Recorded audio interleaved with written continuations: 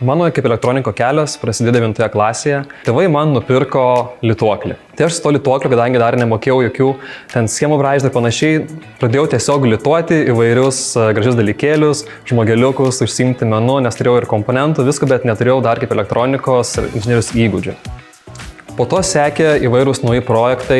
Vienas įdomiausių prietaisų, kurį pagaminau, yra stalo teniso robotas. Aš užsiėmiau elektronikos dalimi, tėtis užsiėmė mechanikos dalimi. Tai mes konstravome robotą, kuris gali automatiškai davinėti kamuoliukus skirtingomis kryptimis, skirtingais greičiais ir padeda realiai treniruotis, kai neturime partnerio. Esu Viktoras Girdenis, elektronikos inžinierių komandos vadovas ir elektronikos inžinierių studentų Teltonikos IoT akademijoje kuratorius.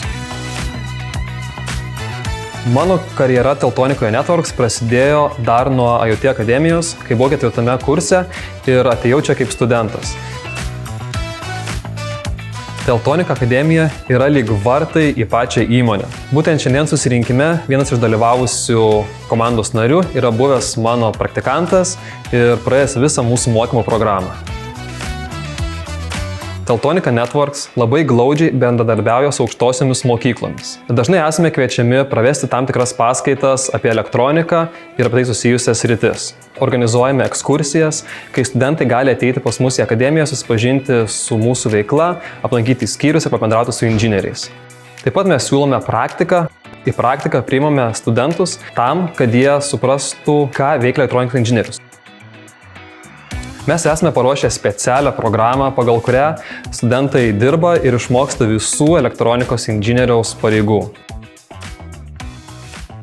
Su studentais mes mokomės, kaip sudaryti elektroninę schemą, kaip projektuoti spausdintinio montažo plokštes, taip vadinamas dar PCB, ir kaip paleisti gaminį.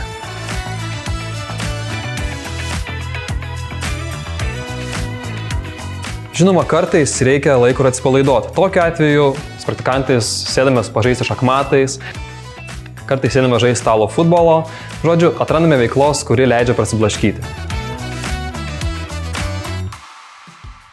Labai smagu, kai studentas baigęs akademiją, išeina turėdamas visus elektronikos inžinieriaus pagrindus ir tu žinai, kad šitas studentas išėjęs jau galės būti pilnavertis inžinierius bet kurioje elektronikos įmonėje.